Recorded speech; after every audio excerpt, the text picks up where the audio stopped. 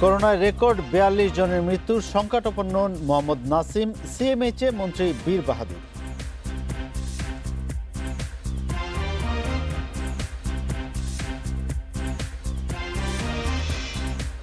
চিহ্নিত হচ্ছে করোনার রেড জোন, নারায়ণগঞ্জ ৩ এলাকা, চাঁদপুরের ৮ উপজেলার লকডাউন।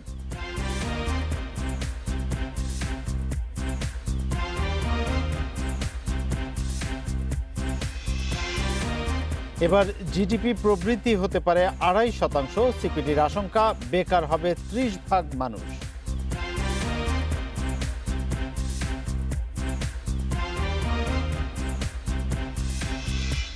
স্বাগত বিরতিহীন সংবাদ, রাত ৯টায় বাংলাদেশের সঙ্গে আছি গোলাম কিবরিয়া। শুনছিলেন শিরোনাম, এবার বিস্তারিত। দেশে করোনায় মৃত্যু বেড়েই চলেছে। ২৪ ঘন্টায় সর্বাধিক ৪২ জন মারা গেছেন, আর ১৩,১৩৬ নমুনা পরীক্ষায় শনাক্ত হয়েছে ২,৭৪৩ জন। নমুনা অনুপাতে করোনা শনাক্তের হার ২০.৮৮%, আর এ পর্যন্ত মোট প্রাণহানি ৮৮৮ জনের। এখন থেকে অনলাইনে নিবন্ধনের মাধ্যমে নমুনা নেওয়া হবে বলেও জানিয়েছে স্বাস্থ্য অধিদপ্তর। করোনা ভাইরাস শনাক্তের ৯২তম দিনে বাংলাদেশ। এরই মধ্যে আক্রান্ত হয়েছেন ৬৫,৭৬৯ জন। বর্তমানে দেশে ৫৫টি ল্যাব প্রস্তুত থাকলেও রোববার দুপুরের আগ পর্যন্ত ২৪ ঘন্টায় ৫২টি ল্যাবে পরীক্ষা হয় ১৩,১৩৬টি নমুনা। ২৪ ঘন্টায় মৃত ৪২ জনের মধ্যে ৩৫ জন পুরুষ, ৭ জন নারী। এর মধ্যে ঢাকায় ২৭ জন, চট্টগ্রামে ৮ জন, সিলেটে ২ জন, রাজশাহীতে ২ জন, ময়মনসিংহে ১ জন ও খুলনায় ২ জন মারা গেছেন। এছাড়া সবচেয়ে বেশি ১৪ জন মারা গেছেন ৬১ থেকে ৭০ বছরের মধ্যে। ২১ থেকে ৩০ বছরের মধ্যে ১ জন, ৩১ থেকে ৪০ বছর ৭ জন, ৪১ থেকে ৫০ ৯ জন, ৫১ থেকে ৬০ বছরের ৭ জন, ৬১ থেকে ৭০ বছর ১৪ জন, ৭১ থেকে ৮০ বছর ৩ জন এবং ৯১ থেকে ১০০ বছরের ১ জন। এবং হাসপাতালে মৃত্যুবরণ করেছেন ৩০ জন, বাড়িতে ১২ জন। ২৪ ঘন্টায় সুস্থ হয়েছেন ৫৭৮ জন। এ নিয়ে সারা দেশে সুস্থ হলেন ১৩,৯০৩ জন। শনাক্ত বিবেচনায় সুস্থতার হার ২১.১৪%। এ সময়ে আইসোলেশনে নেওয়া হয়েছে ৪৬৭ জনকে। সারা দেশে আইসোলেশনে আছেন ৭,৩৯৯ জন। মোট আইসোলেশন শয্যা ১৩,২৮৪টি, ঢাকা মহানগরীতে ৭,২৫০টি এবং ঢাকা সিটির বাইরে বিভিন্ন হাসপাতালে ৬,০৩৪টি। ২৪ ঘন্টায় কোয়ারেন্টাইন ১,৯৭৫ জন, ছাড় পেয়েছেন ২৪ ঘন্টায় ২,৫৭৬ জন। এ পর্যন্ত কোয়ারেন্টাইন ৩,০১,১৯৭ জন। স্বাস্থ্য অধিদপ্তরের নিয়মিত ব্রিফিংয়ে জানানো হয়, সংস্থাটির ওয়েবসাইটে করোনা বিষয়ক ৩৩টি গাইডলাইন দেয়া আছে। এর মধ্যে শিশুদের মানসিকভাবে উদ্দীপ্ত রাখার একটি অনুবাদ বইও রয়েছে। ব্রিফিংয়ে জানানো হয়, স্বাস্থ্য অধিদপ্তর ও ব্র্যাকের করোনার নমুনা সংগ্রহের বুথ থেকে সম্পূর্ণ বিনামূল্যে সেবা দেওয়া হয়। এসব বুথে কোনো আর্থিক লেনদেন না করার অনুরোধ জানিয়েছে স্বাস্থ্য অধিদপ্তর। এখন থেকে অনলাইন নিবন্ধনের মাধ্যমে নমুনা দেওয়া হবে বলেও জানানো হয়েছে। নূরে জান্নাত, ইন্ডিপেন্ডেন্ট নিউজ। করোনা আক্রান্ত আওয়ামী লীগ নেতা সাবেক স্বাস্থ্যমন্ত্রী মোহাম্মদ নাসিমের অবস্থা এখনও সংকটাপন্ন। আইসিইউতে তিনি কোমায় আছেন বলে জানিয়েছেন বঙ্গবন্ধু মেডিকেল বিশ্ববিদ্যালয়ের উপাচার্য ডক্টর কনক কান্তি বড়ুয়া। দুপুরে বাংলাদেশ স্পেশালাইজড হাসপাতালে মোহাম্মদ নাসিমের শারীরিক অবস্থা পর্যবেক্ষণ শেষে একথা জানান তিনি। কনক কান্তি বড়ুয়া জানান, প্রতি ঘন্টায় তার অবস্থা পর্যবেক্ষণ করে সে অনুযায়ী ব্যবস্থা নেওয়া হচ্ছে। বর্তমানে তার শরীরে অনেক কিছুই কৃত্রিমভাবে পরিচালিত হচ্ছে বলেও জানান। তবে অবস্থা যতই সংকটাপন্ন হোক, এখনও আশা ছাড়ছেন না বিশেষজ্ঞরা। রক্তচাপজনিত সমস্যা নিয়ে সোমবার হাসপাতালে ভর্তি হন মোহাম্মদ নাসিম। সেদিনই তার করোনা শনাক্ত হয়। পরে স্ট্রোক করলে মস্তিষ্কে অস্ত্রোপচার করা হয়।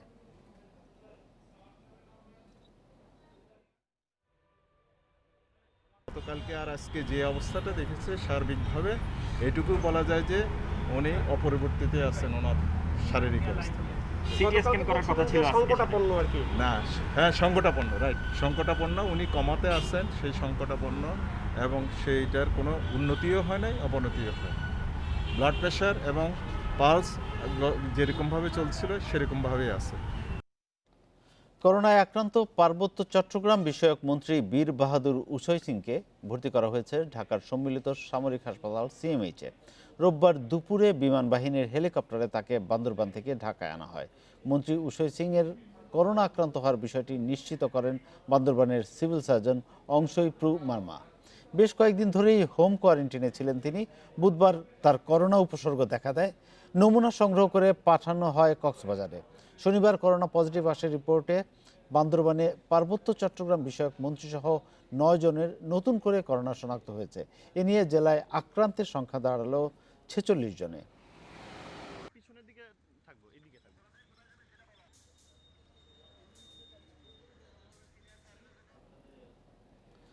করোনা আক্রান্ত সিলেট সিটি কর্পোরেশনের সাবেক মেয়র ও আওয়ামী লীগ নেতা বদরুদ্দিন আহমদ কামরানকে ঢাকা সিএমএইচে আনা হয়েছে। অবস্থার অবনতি হলে রাতে বিমান বাহিনীর হেলিকপ্টারে তাকে সিলেট থেকে ঢাকায় আনা হয়। তিনি সিলেটের শহীদ ডাক্তার শামসুদ্দিন আহমেদ হাসপাতালে চিকিৎসাধীন ছিলেন। হাসপাতালটির আবাসিক মেডিকেল কর্মকর্তা ডক্টর সুশান্ত কুমার মহাপাত্র জানান, রোববার দুপুরে কামরানের শ্বাসকষ্ট বেড়ে যায়। গত শুক্রবার তার করোনা শনাক্ত হয়। পরদিন বমি এবং জ্বর বাড়লে তাকে নেওয়া হয় হাসপাতালে। এর আগে গত 27 মে কামরানের স্ত্রী আসমা কামরানেরও করোনা শনাক্ত হয়। তিনি বাসাতে আইসোলেশনে থেকে চিকিৎসা নিচ্ছেন।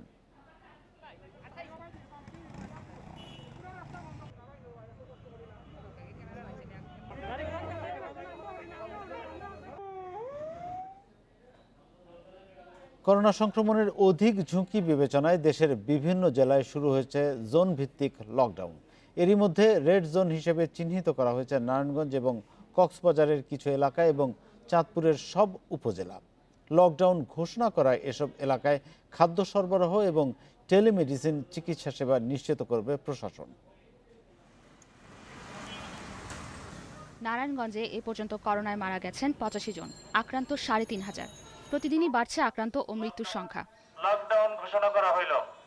পরিস্থিতি নিয়ন্ত্রণে শহরের আমলাপাড়া, জামতলা ও ফতুল্লার রূপায়ণ টাউনকে রেড জোন ঘোষণা করা হয়। এই 3 এলাকা আগামী 20 দিন থাকবে লকডাউনে। স্থানীয়ভাবে লোকালাইজেশনের মাধ্যমে যেখানে অধিক ঝুঁকিপূর্ণ হিসাবে যেখানে রোগী বেশি, একটু কম রোগী সেইটা বিবেচনা করে, আবার একেবারেই কম রোগী এইরকম বিবেচনা করে আমাদের কিছু আপনাদের বাসায় লকডাউন বলেন অথবা আমরা যেটা আগেও বলছি কঠোর অবস্থানে যাওয়া, বিধিনিষেধ কঠোরভাবে মানানো, সেই অবস্থানে আমরা আজকে গেলাম। চাঁদপুরের 8 উপজেলার সবকটিতেই করোনার ঝুঁকি বেশি বলছেন সিভিল সার্জন, যে কারণে পুরো জেলাকেই রেড জোন হিসেবে চিহ্নিত করা হয়েছে। সংক্রমণ ঝুঁকির তালিকায় 6ষ্ঠ স্থানে কক্সবাজার। শুক্রবার থেকে লকডাউনে পৌরসভার 10টি ওয়ার্ড। 20 জুন পর্যন্ত বহাল থাকবে এই লকডাউন। রেড জোনে তালিকাভুক্ত এলাকায় জরুরি প্রয়োজন ছাড়া যাতায়াত করা যাবে না, থামবে না গণপরিবহন, বন্ধ থাকবে কাঁচা বাজারও। লকডাউন কার্যকরে আইনশৃঙ্খলা বাহিনীকে দেয়া হয়েছে নির্দেশনা। আক্রান্তের হিসাবের ভিত্তিতে রেড জোন থেকে ইয়েলো এবং পরবর্তীতে গ্রিন জোনে নামিয়ে আনা হবে। মেহরিন জাহান, ইন্ডিপেন্ডেন্ট নিউজ ডেস্ক। নারায়ণগঞ্জের করোনা পরিস্থিতি এবং লকডাউন নিয়ে আলোচনার জন্য এবার আমাদের সঙ্গে যোগ দিচ্ছেন জেলা প্রশাসক মোহাম্মদ জসিমউদ্দিন। জসিমউদ্দিন, আপনাকে স্বাগত। যেটি জানতে চাই, এই যে রেড জোন ঘোষণা করে যে এলাকাগুলো আটকে দেওয়া হচ্ছে, লকডাউন করা হচ্ছে, সেখানকার যারা অধিবাসী তাদের অন্যান্য সুবিধা যেসব চাহিদা সেগুলো সরবরাহ ঠিক রাখা হবে বলা হচ্ছে। আপনারা কি কি ব্যবস্থা নিয়েছেন? ধন্যবাদ। আপনার মাধ্যমে নারায়ণগঞ্জবাসী এবং সারা বাংলাদেশের ইন্ডিপেন্ডেন্ট দর্শকদের ধন্যবাদ জানাই। আসলে মূল বিষয় লকডাউন বা রেড জোন নয়। আমরা ইতিমধ্যে আপনাদের রোগীর সংখ্যা শুনে গেছেন, আমাদের মৃত্যুর হারও যদিও নিকট কয়েকদিনে আমাদের মৃত্যুর হার তুলনামূলক কম, আমরা অনেকটা গুছিয়ে এনেছি, কিন্তু তারপরেও এই জনবহুল নারায়ণগঞ্জ শহরে আমরা কিভাবে এর আরো কমিয়ে আনতে পারি সেই প্রত্যাশাগুলো আমরা আমাদের জেলা কমিটি করছি। আমরা সবসময় অপেক্ষা করতেছি স্বাস্থ্য অধিদপ্তর, স্বাস্থ্য মন্ত্রণালয়ের পরবর্তী যে নির্দেশনা আসবে সেই অনুযায়ী আমরা আগাবো। সেটার অপেক্ষায় আছি। আমরা হয়তো 2-3 দিনের ভিতরে বা আরো কিছু কিছু নির্দেশনা পাবো।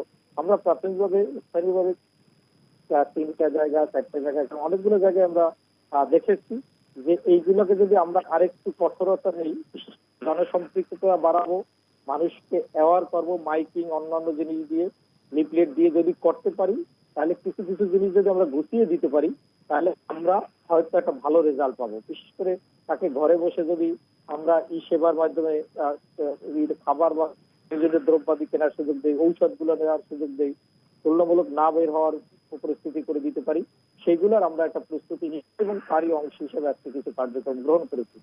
আমরা এটা নিশ্চিত করব, যেহেতু একটু বড় এলাকায় পারিনি, কিন্তু আমাদের ছোট ছোট সেক্টরে যদি ভাগ করতে পারি, যেখানে মানুষগুলোকে আমরা সাপোর্টটা দিতে পারবো, আবার আমার রোগী কমবে, সেই জন্যই আমাদের এই আয়োজন।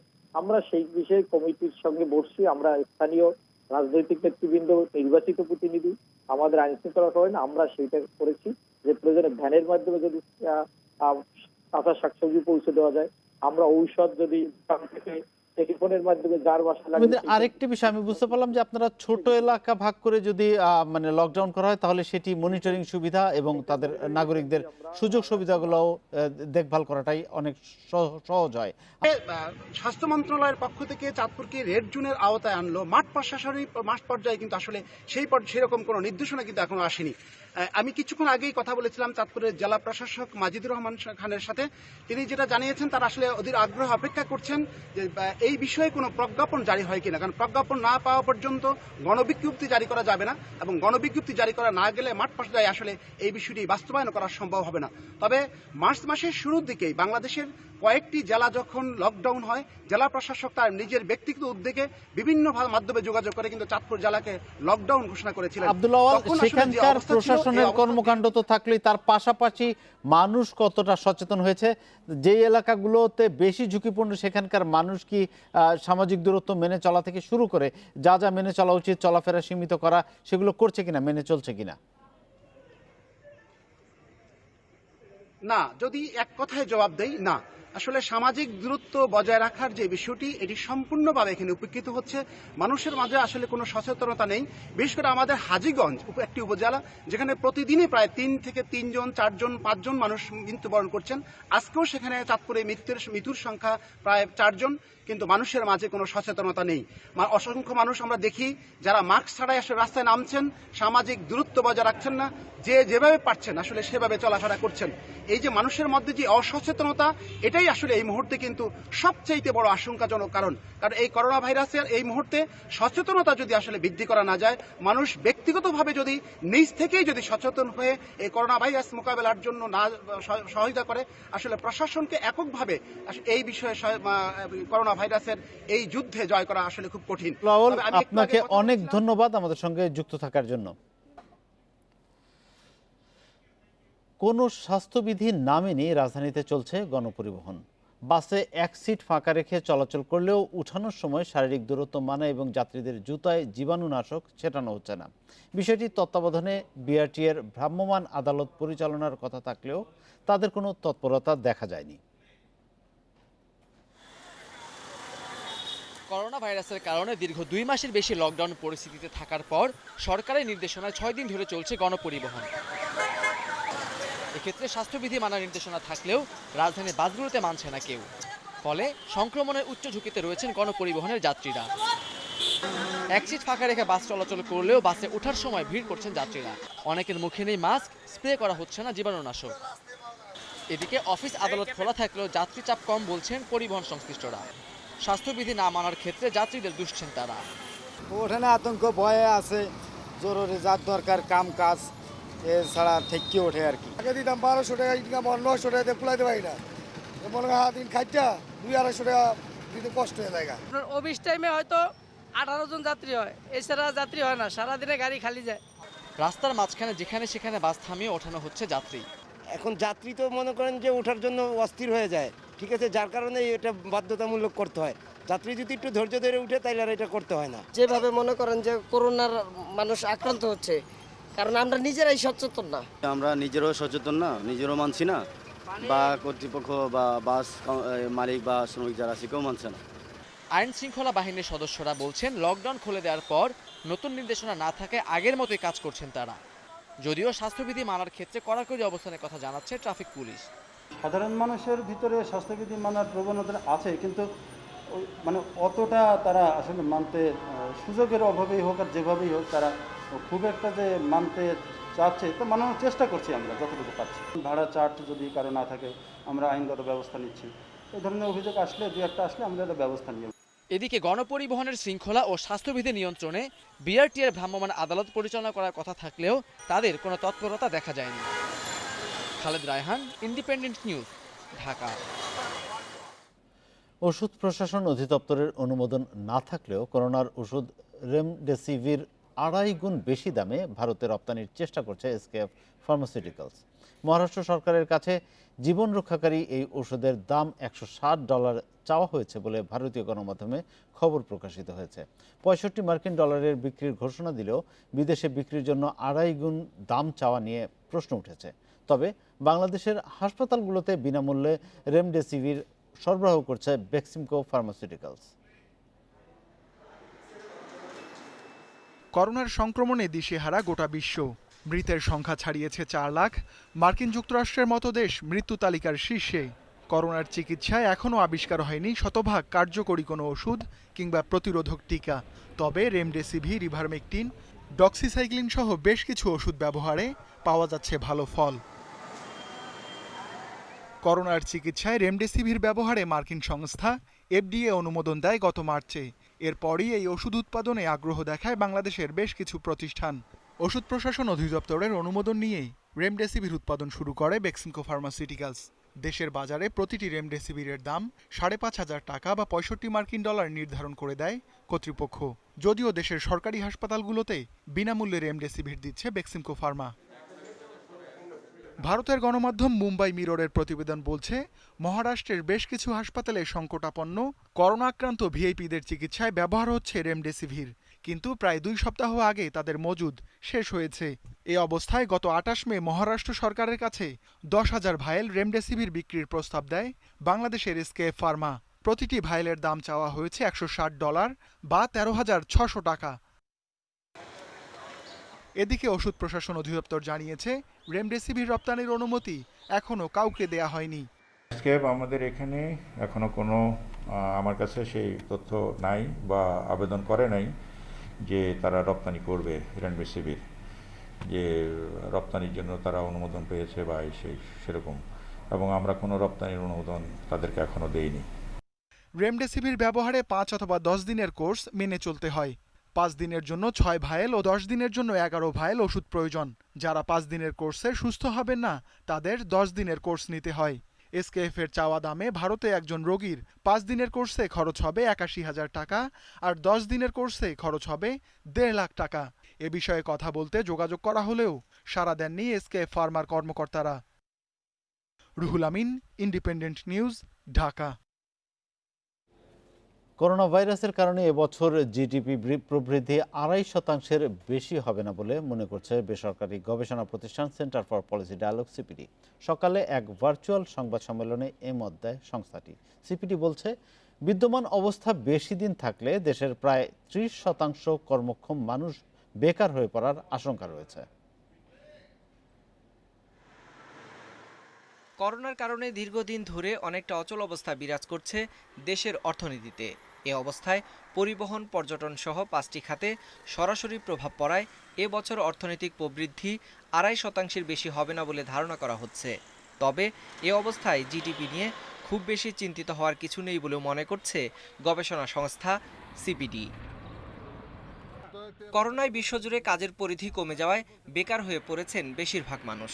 তাই রেমিটেন্স সহ আয় কমে যাওয়ায় দেশের দারিদ্র্যের হার 24% থেকে বেড়ে 35% দাঁড়িয়েছে বলেও জানায় তারা। বাজেট ঘাটতির বিষয়ে যে গোল্ডেন রুল 5%-এর মধ্যে থাকতে হবে, এই চিন্তাটাও আমাদেরকে এই বছরে বাদ দিতে হবে, যেহেতু আমাদের সরকারি ব্যয় বাড়ানোর একটা প্রয়োজনীয়তা দেখা দিয়েছে। দ্বিতীয় বিষয়টি হচ্ছে যে আমাদের যে প্রবৃদ্ধি নিয়ে যে একটা মোহ, আমরা এখনো খুব বেশি চিন্তা ভাবনা করছি, এই চিন্তা ভাবনা থেকে বেরিয়ে আসতে হবে।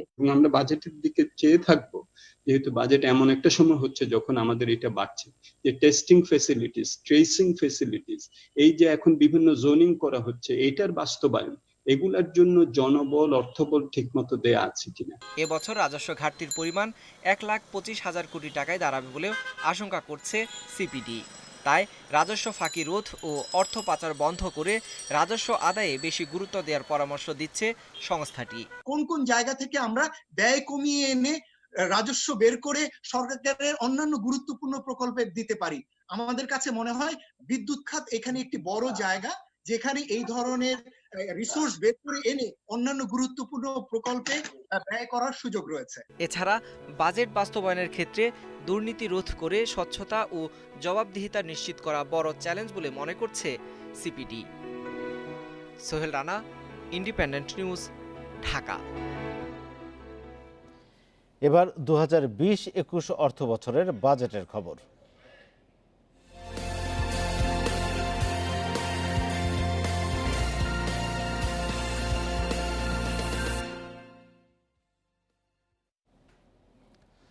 করোনাকালের কারণে ভিন্ন পরিস্থিতিতে বসছে সংসদের বাজেট অধিবেশন। সীমিত পরিসরে সংসদ সদস্যদের উপস্থিতি নিশ্চিত করা হবে। সংসদ সচিবালয় থেকে নির্বাচিত সংসদ সদস্যদের মুঠোফোনে আমন্ত্রণ জানানো হবে বলে জানিয়েছেন জাতীয় সংসদের চিফ হুইপ নূরে আলম চৌধুরী। বুধবার থেকে শুরু হচ্ছে একাদশ সংসদের দ্বিতীয় বাজেট অধিবেশন। 11 জুন দুপুরে সংসদে তোলা হবে 2020-21 অর্থ বছরের বাজেট। করোনা ভাইরাস মহামারীর কারণে এবছরের বাজেট অধিবেশন হবে খুবই সংক্ষিপ্ত। সংক্রমণ ঠেকাতে ইতোমধ্যেই স্বাস্থ্যবিধি মেনে নানা পদক্ষেপ নেওয়া হয়েছে সংসদ ভবনের ভেতরে ও বাইরে। অধিবেশন চলাকালে জনপ্রতিনিধিদের মধ্যে সামাজিক দূরত্ব নিশ্চিতে পরিবর্তন আনা হয়েছে আসন বিন্যাসেও। চিফ হুইপ নূর এ আলম চৌধুরী জানান, কোরাম পূরণ করতে 70 থেকে 80 জন সংসদ সদস্য অধিবেশনে অংশ নেবেন। এবং আমাদের অন্য যারা এমপি আছেন তাদেরকে আমরা রোটেশন আকারে কে কবে আসবে আগেই জানাই দেওয়া হবে SMS করে এবং তাদের সাথে ফোনে। তাহলে আমরা সীমিত আকারে আমরা সংসদ সদস্যদেরকে নিয়ে আমরা সংসদ পরিচালনা করতে পারব। প্রশ্ন উত্তর থাকবে না, সম্পূরক বাজেটের উপর আলোচনা হবে, সম্পূরক বাজেট পাস হবে, সাধারণ বাজেটের উপর আলোচনা হবে। বেশি বয়স্ক ও অসুস্থ সংসদ সদস্যদের অধিবেশনে উপস্থিত না থাকার পরামর্শ দেওয়া হয়েছে। করোনা সংক্রমণের ঝুঁকি এড়াতে জনপ্রতিনিধিদের ঢালাওভাবে পরীক্ষা করা হবে না বলেও জানান চিফ হুইপ। সংসদ সদস্যরা অনেক সজাগ এবং তারা জানেন যে এই রোগটা সম্বন্ধে, এবং তারা যারা এটার সাথে সম্পৃক্ত তারা তো আসবেন না। সবাইকে টেস্ট করার ব্যাপারে এই ধরনের কোনো আমাদের হয় না। যদি নিজে করে সেটা তার ব্যাপার, সেটা তো আমাদের কোনো না, সংসদের না। কিন্তু আমরা বসানোর ব্যবস্থাটা ওইভাবেই করব যেন সিটগুলিকে গ্যাপ দিয়ে দিয়ে বসানো যায়। রীতি অনুযায়ী বাজেট পাশ হবে 30 জুন। সংক্ষিপ্ত এ অধিবেশন বসবে 10 থেকে 12 দিন। বিরতি দিয়ে যা চলবে 8 জুলাই পর্যন্ত। এবার থাকছে না অতিথি, দর্শনার্থী ও সাংবাদিকদের প্রবেশাধিকার। নাফিজাতুল্লাহ, ইন্ডিপেন্ডেন্ট নিউজ, ঢাকা। করোনার কারণে মন্দা অর্থনীতির গতি ফেরাতে আগামী বাজেটে অপ্রদর্শিত অর্থ বিনিয়োগের সুযোগ রাখা হতে পারে। আর এ সুযোগকে কাজে লাগিয়ে ব্যবসা চাঙ্গা করতে চান ব্যবসায়ীরা। তবে অর্থনীতিবিদরা বলছেন, গেল কয়েক বছর ধরে বাজেটে অপ্রদর্শিত আয় বৈধ করার সুযোগ রাখা হলেও তার সুফল পাওয়া যায়নি। তাই বাজেটে এ সুযোগ না রাখার পক্ষে মত তাদের। দেশের শিল্পের প্রসার, বিনিয়োগ বৃদ্ধি ও অর্থ পাচার রোধে 1975 সালে প্রথম কালো টাকা সাদা করার সুযোগ দেয় সরকার। তবে বেশিরভাগ সময়ে নানা শর্তের কারণে অবৈধ টাকার মালিকরা তাতে সাড়া দেননি। অপ্রদর্শিত অর্থ বৈধ করার সুযোগ পেলেও আবাসন খাত, অর্থনৈতিক অঞ্চল ও হাইটেক পার্কগুলোতে বিনিয়োগ বাড়েনি। বন্ধ হয়নি অর্থ পাচার, বাড়েনি শিল্পের বিনিয়োগ। 2009 থেকে 2013 সাল পর্যন্ত বৈধ হয় 1805 কোটি টাকা। আর 2014 থেকে 2017 সাল পর্যন্ত বৈধ হয় 856 কোটি টাকা। বিনিয়োগ বাড়াতে বিনা প্রশ্নে অর্থ সাদা করার সুযোগ চান ব্যবসায়ীরা। ঘরের হারটা যৌক্তিক পর্যায়ে আনতে হবে এবং শুধু আবাসন ক্ষেত্র নয়, অন্যান্য সেক্টরে যাতে বিনিয়োগ হয় সেটা নিশ্চিত করতে হবে। বিশেষ করে শিল্পে বিনিয়োগ উৎসাহিত। অপ্রদর্শিত আয় বিনা কোনো প্রশ্নে এবং উইদাউট এনি পেনাল্টি আগামী 5 বছর অর্থনীতিতে ব্যবহার করার ব্যবস্থা করতে হবে। বিশেষ করে রিয়েল এস্টেট সেক্টরে এই অর্থ ব্যবহারের সুযোগ রাখতে হবে। রাজস্ব বোর্ডের সাবেক চেয়ারম্যান অপ্রদর্শিত অর্থ বিনিয়োগের সুযোগ দেওয়ার পক্ষে মত দিলেও অর্থ পাচার রোধে সরকারকে কঠোর হওয়ার আহ্বান জানান তিনি। সুযোগ দেওয়া সত্ত্বেও অনেকে আসেনি, সেই জন্য এইবার আরো এটাকে ব্রড বেসড করা যেতে পারে। মানে যে কোনো উদ্দেশ্যে এই টাকা খরচ করা যাবে। শেয়ার মার্কেট বলেন বা যে কোনো জায়গায় খরচ করা যাবে। আদারওয়াইজ এই অপ্রদর্শিত টাকা তো অনেক সময় দেশের বাইরে চলে যায়। অবৈধ টাকার বৈধতা দেওয়ার কোনো যুক্তি নেই বলে মনে করছেন অর্থনীতিবিদরা। তাদের মতে অনৈতিক এ সুবিধা অতীতেও কোনো কাজে আসেনি, ভবিষ্যতেও আসবে না। কালো টাকা পর্যন্ত বন্ধ করতে থাকবে এবং সেটার জন্য যে সমস্ত সূত্রের মাধ্যমে কালো টাকা উপার্জন হয়, যে আমি বলেছি স্মাগলিং হোক বা করাপশন হোক বা ক্রাইমের মাধ্যমে টাকা উপার্জন করা, সেগুলোকে বন্ধ করতে থাকবে। বিদেশে কোথায় কে কত টাকা রেখেছে এবং কিভাবে সে টাকা নিয়েছে সেগুলোকে বের করে ওই সমস্ত দেশের আইনে আশ্রয় নিয়ে কালো টাকা ফেরত আনার ব্যবস্থা করা। দেশে এ পর্যন্ত কালো টাকা বৈধ হয়েছে প্রায় 14,000 কোটি টাকা। এর মধ্যে 9,500 কোটি টাকায় সাদা হয় 2007 ও 2008 সালের তত্ত্বাবধায়ক সরকারের আমলে। Sohel Rana, independent news, Dhaka. Budget নিয়ে আরও বিস্তারিত জানাতে আমাদের সঙ্গে যুক্ত হচ্ছেন গবেষণা প্রতিষ্ঠান সানেমের নির্বাহী পরিচালক সেলিম রায়হান। যাচ্ছি তার কাছে। জনাব সেলিম, 11ই জুন নতুন অর্থ বছরের বাজেট ঘোষণা হতে যাচ্ছে। তো আপনার কাছে জানতে চাচ্ছি, চলতি অর্থ বছরের বাজেট সেটির বাস্তবায়ন কেমন হলো? এটা খুবই গুরুত্বপূর্ণ একটা প্রশ্ন, কারণ এবার আমরা সবাই বলছি এবং আমরা সবাই রিয়েলাইজ করছি যে একটা খুব ক্রিটিক্যাল টাইম আমরা পার করছি এবং এবারে বাজেটের প্রত্যাশাও কিন্তু ভিন্ন ধরনের। গতানুগতিকভাবে যে বাজেটগুলো হয় প্রতি বছর তার থেকে এবার ভিন্ন হতে হবে। বিশেষ করে খাত ভিত্তিক যে অগ্রাধিকার পাওয়ার ক্ষেত্রে স্বাস্থ্য, কৃষি, সামাজিক নিরাপত্তা বলি, আমরা এমনকি স্টিমুলাস প্যাকেজে যে বাস্তবায়নের বিষয়টা বলি, সেটা কিন্তু এবারে বাজেটে খুব সুনির্দিষ্টভাবে থাকতে হবে। তো সেই আশাটা আমাদের রয়েছে। আপনি যে বাস্তবায়নের কথাটা বলছেন, এটা অসম্ভব গুরুত্বপূর্ণ, কারণ আমরা গত এক দশকের বাজেটের যে অ্যানালিসিস করে আমরা যেটা দেখতে পাই যে প্রস্তাবিত বাজেট শেষ পর্যন্ত গিয়ে 77 থেকে 78% বাস্তবায়িত হয়। তার মানে একটা বিশাল অঙ্কের বাজেট প্রস্তাবিত হলেও আসলে কিন্তু বাজেট বাস্তবায়নের আমাদের যে দক্ষতা সেটা কিন্তু অনেক কম।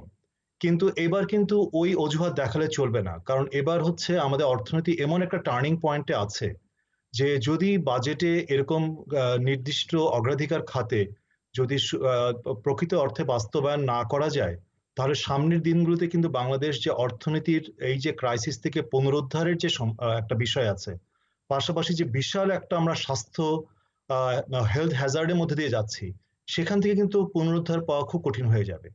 এবং আমরা অলরেডি শুনছি যে আমরা জানছি বিভিন্ন আন্তর্জাতিক সংস্থা, দেশীয় সংস্থা, আমাদের সানেমের নিজস্ব গবেষণা থেকেও যে প্রবৃদ্ধি যে একটা বড় ধরনের কমে যাবে তা তো বটেই, পাশাপাশি দারিদ্র্যেরও হার অনেক বড় ধরনের উল্লঙ্ঘন হবে, সমাজে বৈষম্য বাড়ছে এবং পাশাপাশি বিশাল সংখ্যক মানুষ তারা কিন্তু চাকরি হারাচ্ছে।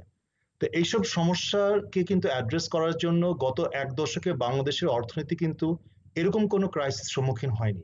সুতরাং এবারে বাজেটে আমি মনে করি যে বাজেটটা হওয়া উচিত খুব বাস্তব ভিত্তিক, বাস্তববাদী, যাতে এটাকে ইমপ্লিমেন্ট করা যায়, বাস্তবায়ন করা যায় এবং সেই ধরনের একটা কমিটমেন্টও থাকতে হবে বাজেটের সাথে সম্পর্কিত যারা প্রত্যেকটা মন্ত্রণালয়ে আছেন, মন্ত্রণালয়ের যে বিভিন্ন শাখা প্রশাখা ডিভিশন যারা আছেন, পাশাপাশি সামগ্রিকভাবে একটা রাজনৈতিক শক্ত একটা উদ্দেশ্য থাকতে হবে, অঙ্গীকার থাকতে হবে যে এবারে বাজেটটাকে সেভাবে ইমপ্লিমেন্ট করা।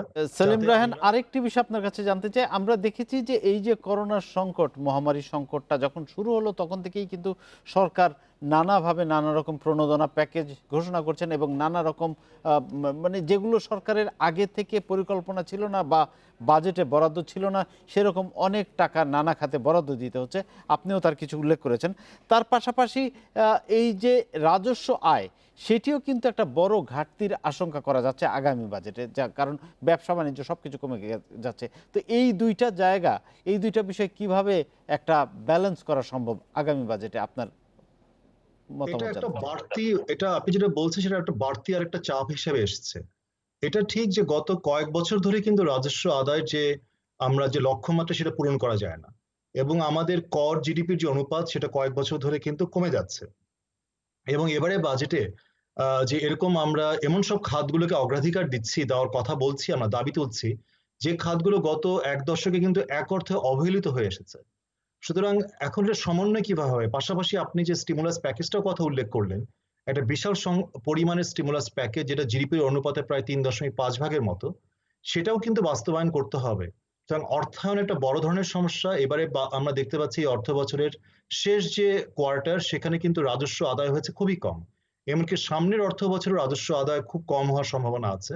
লক্ষ্যমাত্রা যা নির্ধারণ করা হচ্ছে, আমার ধারণা সেই লক্ষ্যমাত্রা থেকে অনেক দূরে থাকবে সরকারের। সুতরাং যেটা করা উচিত সেটা হচ্ছে যে আগামী 2 বছর সানেমের পক্ষ থেকে আমরা বলেছি, আগামী 2 বছর একটা বিশেষ অর্থনৈতিক পুনরুদ্ধার পরিকল্পনার অধীনে 2 বছরের বাজেট, 2 বছরের বাজেট পরিকল্পনা করা উচিত, যেখানে বাজেট ঘাটতি, যেটা আমরা সাধারণত 4 থেকে 5% অফ জিডিপি রাখি, সেটা যদি 7 থেকে 8%ও হয়, আমরা মনে হয় সেটাকে মানিয়ে নিতে পারবো। পাশাপাশি অর্থায়নের জন্য আমাদেরকে যে অপ্রয়োজনীয় যে সরকারি খরচ যেগুলো আছে সেগুলোকে যেমন বন্ধ করতে হবে, পাশাপাশি বিদেশি যে বিভিন্ন আন্তর্জাতিক সংস্থা আছে, ওয়ার্ল্ড ব্যাংক, IMF, সেখান থেকে কিভাবে আমরা ঋণ আদায় করতে পারি স্বল্প সুদে এবং সহজ শর্তে, সেই জায়গা কিন্তু এখনই আপনাকে অনেক ধন্যবাদ আমাদের সঙ্গে যুক্ত থাকার জন্য। এবার খেলার খবর, তার আগে জানাচ্ছি শিরোনামগুলো। করোনায় আইসিসির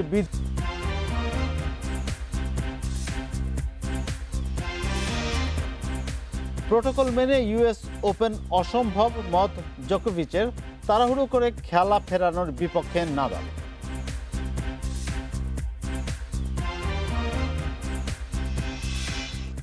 টি-20 বিশ্বকাপে বাংলাদেশকে নেতৃত্ব দিতে মুখিয়ে মাহমুদুল্লাহ। দলকে নিয়েও আশাবাদী অধিনায়ক। বিশ্বকাপ নিয়ে আইসিসির সিদ্ধান্তের অপেক্ষায় তিনি। শেষ পর্যন্ত আসর পেছালে সাকিবকে পাওয়া যাবে, তাতে দলে ভারসাম্য আসবে বলছেন মাহমুদুল্লাহ।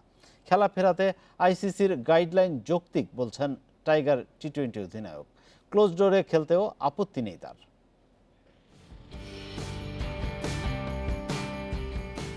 সাকিবহীন টি-20 দলের নেতৃত্ব মাহমুদুল্লাহর কাঁধে। অন্তর্বর্তী দায়িত্ব আগেও সামলেছেন, কিন্তু বিশ্বকাপে অধিনায়কত্ব করা বিশেষ কিছু। টি-20 বিশ্ব আসরে সেই সুযোগ তার সামনে। কিন্তু এবছর বিশ্বকাপ হবে তো? গণমাধ্যমের অনেকেই জানিয়ে দিয়েছে পেছাবে ক্রিকেটের মেগা ইভেন্ট। মাহমুদুল্লাহ কি কোনো সম্ভাবনা দেখেন? এই মুহূর্তে আমরা যেটা সবাই অপেক্ষায় আছি অধীর আগ্রহে, যে আমরা কখন স্বাভাবিক জীবনে ফিরবো বা আমরা ক্রিকেটে ফিরবো। তো সবাই এই অপেক্ষাতেও আছি যে আমরা ইনশাল্লাহ এই ওয়ার্ল্ড কাপটা যেটা 2020 সালে অনুষ্ঠিত হওয়ার কথা, সেটা আমরা ইনশাল্লাহ এই বছরই খেলবো। তো আমরা আইসিসির ডিসিশনের জন্য অপেক্ষায় আছি। ক্লোজ ডোরে বিশ্বকাপ আকর্ষণ হারাবে। অক্টোবর নভেম্বরে যদি বিশ্বকাপ হয়, তবে বাংলাদেশ দলের প্রস্তুতিতে ঘাটতি থাকবে নিঃসন্দেহে। আর যদিও আসর পেছায় লাভ আছে, কারণ তখন পাওয়া যাবে সাকিবকে।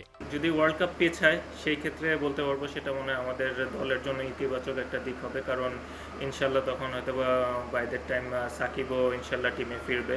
তো আমাদের টিমের ব্যালেন্সটাও অনেক ভালো হয়ে যাবে, এবং আমরা জানি সাকিব কতটুকু গুরুত্বপূর্ণ আমাদের দলের জন্য, সেটা আর বলার অপেক্ষা রাখে না। খেলা ফেরানোর তোড়জোড় চলছে। ঝুঁকি বিবেচনায় আছে আইসিসির গাইডলাইন। থুতুর ব্যবহারে নিষেধাজ্ঞা, সেলিব্রেশনে নিষেধাজ্ঞা, করোনা টেস্ট, বায়োসিকিউর ভেন্যু, এক গাদা প্রসঙ্গ সামনে। এত নিয়মের বেড়াজালে ক্রিকেট তার স্বকীয়তা হারাবে কি? এই জিনিসগুলো অবশ্যই যৌক্তিক, এবং আমার মনে হয় এটা ক্রিকেটারদের সুবিধার জন্যই করা হবে। আমার মনে হয় এটা ব্যাটসম্যান বা বলার হিসেবে নয়, আমার মনে হয় অ্যাজ এ প্লেয়ার হিসেবেও এটা সবার ভালোর জন্যই করা হবে।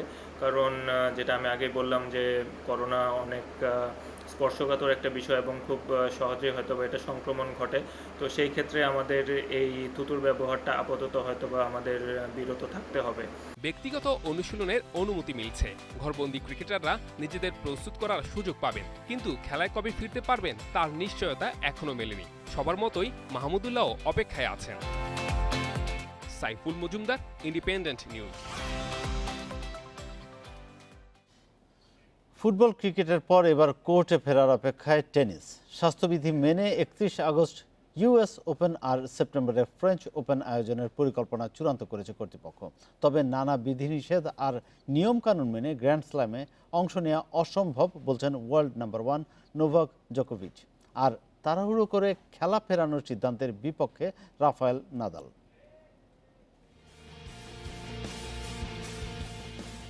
করোনার ভয় কাটিয়ে আবারও প্রস্তুত হচ্ছে টেনিস, আর এই শুরুটা হতে পারে US ওপেন দিয়ে। সূচি অনুযায়ী 31 আগস্ট টুর্নামেন্ট শুরু করতে চায় কর্তৃপক্ষ।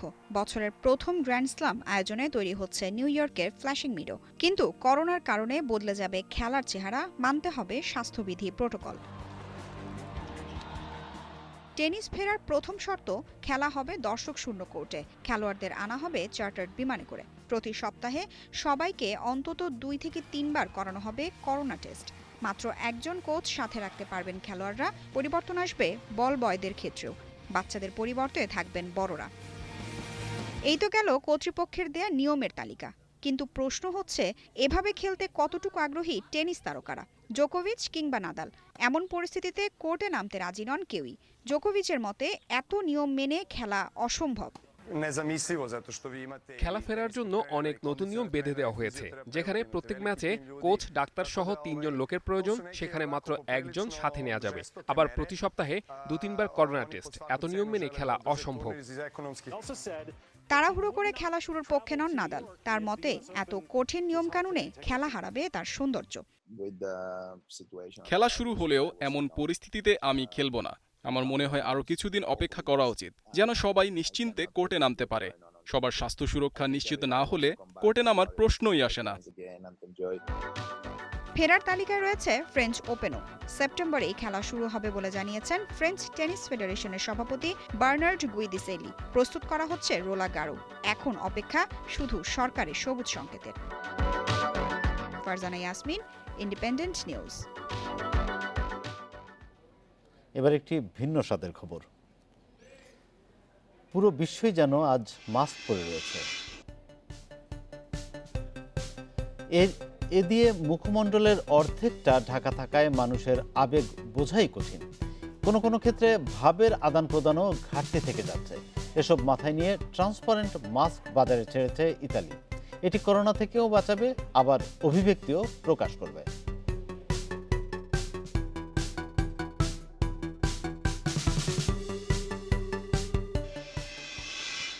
এ নিয়ে প্রতিবেদনটি থাকছে খবরের শেষ অংশে। লক্ষ্মীপুর 2 আসনের সংসদ সদস্য কাজী শহীদ ইসলাম পাপুল মানব ও অর্থ পাচারের অভিযোগে কুয়েতে আটক হয়েছেন। শনিবার রাতে কুয়েতের সিআইডির সদস্যরা মুশরেফ আবাসিক এলাকা থেকে তাকে আটক করেন। কুয়েতে বাংলাদেশের রাষ্ট্রদূত SM আবুল কালাম গণমাধ্যমকে আটকের তথ্য নিশ্চিত করেছেন। তবে কাজী শহীদ কী অভিযোগে আটক হয়েছেন তা নিশ্চিত করেননি SM আবুল কালাম।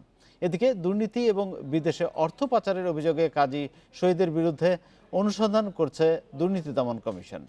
সাংসদ পাপুল দীর্ঘদিন ধরে কুয়েতে অবস্থান করছেন, সেখানে তার ব্যবসা রয়েছে। কুয়েতের বিভিন্ন গণমাধ্যম সূত্রে জানা যায়, দেশটিতে করোনা ভাইরাসের প্রাদুর্ভাব দেখা দেওয়ার পর মানব পাচার এবং অর্থ পাচারের অভিযোগে 100 জনেরও বেশি ব্যবসায়ী ও সংশ্লিষ্টদের গ্রেপ্তার করেছে কুয়েতের গোয়েন্দা বিভাগ।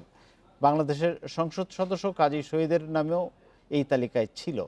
তার আগে গত ফেব্রুয়ারিতে কুয়েতে মানব পাচারের সঙ্গে MP শহীদ ইসলাম পাপলুর সংশ্লিষ্টতা রয়েছে বলে বিভিন্ন পত্রপত্রিকায় প্রতিবেদন প্রকাশিত হয়। করোনায় বিশ্বে মৃত্যুর সংখ্যা 4 লাখ ছাড়ালো। আক্রান্ত 69,67,000-এর বেশি মানুষ। একদিনে বিশ্বে প্রাণ গেছে 4,177 জনের। এর মধ্যে ব্রাজিলের সবচেয়ে বেশি 957 জন মারা গেছে। যুক্তরাষ্ট্রে নতুন করে প্রাণ গেছে 706 জনের। মেক্সিকোতে 625, যুক্তরাজ্যে 204, রাশিয়ায় 197 এবং পেরুতে 139 জনের মৃত্যু হয়েছে। যুক্তরাষ্ট্রে কমেছে করোনায় মৃত্যুর হার, ফলে কড়াকড়ি শিথিল করছে রাজ্য সরকারগুলো। 12 জুন থেকে নাটক ও সিনেমা শুটিং পুনরায় শুরু করার ঘোষণা দিয়েছে ক্যালিফোর্নিয়া।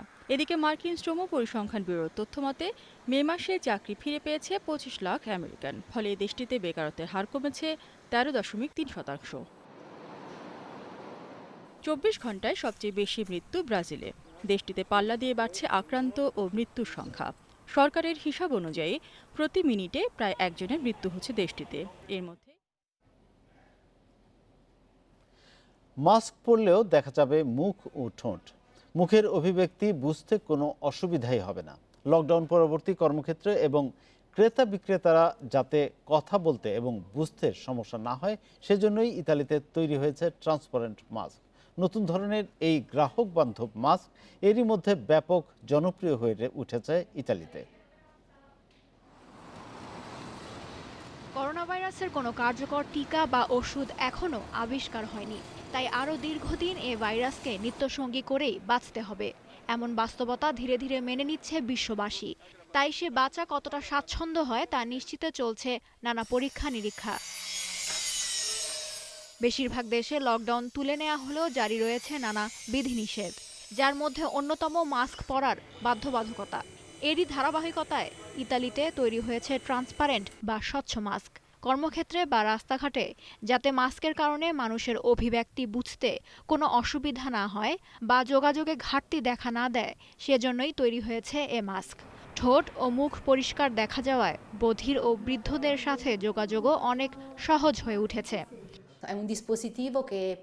এই মাস্ক সবার জন্য। এর ফলে কথা বলার সময় কেবল শব্দ নয়, অঙ্গভঙ্গি, মুখের অভিব্যক্তি, ঠোঁটের গতিবিধিও দেখা যাবে। করোনা পরিস্থিতিতে কর্মক্ষেত্রে ফেরাদের জন্য এই মাস্ক অনেক সহায়ক হবে। 2 ধাপে মাস্ক তৈরি করেন মারিনি। স্বাস্থ্য কর্তৃপক্ষের অনুমোদন পাওয়া এবং পুনর্ব্যবহারযোগ্য এসব মাস্ক এরই মধ্যে বেশ জনপ্রিয়তা পেয়েছে। এই মাস্ক আনার পর আমাদের প্রতিদিন অর্ডার আসছে।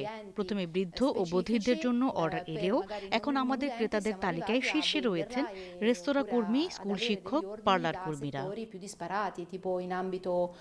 ট্রান্সপারেন্ট মাস্ক তৈরি করায় ডোরিয়ানা মারিনিকে ধন্যবাদ দিয়েছেন সাধারণ মানুষ। ধন্যবাদ এই মাস্কের উদ্ভাবকদের। যেহেতু আমাদের ক্রেতারা এখন ধীরে ধীরে আসা শুরু করেছেন, তারা আর কিছু না হোক হাসি দেখে দোকানে ঢুকছে। সাধারণ মাস্কে তো চোখ ছাড়া কিছুই দেখা যায় না। আমাদের কাজের ক্ষেত্রে এই মাস্ক খুব সহায়তা করছে। চুল কাটার পর তা পছন্দ হলে চেহারার ভঙ্গি দেখেই বোঝা যায়। স্বাভাবিক মাস্কের ক্ষেত্রে এটা কোনোভাবেই সম্ভব না।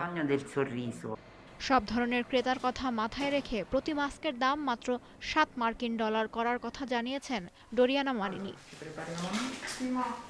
Lutfa Fauzia, Independent news.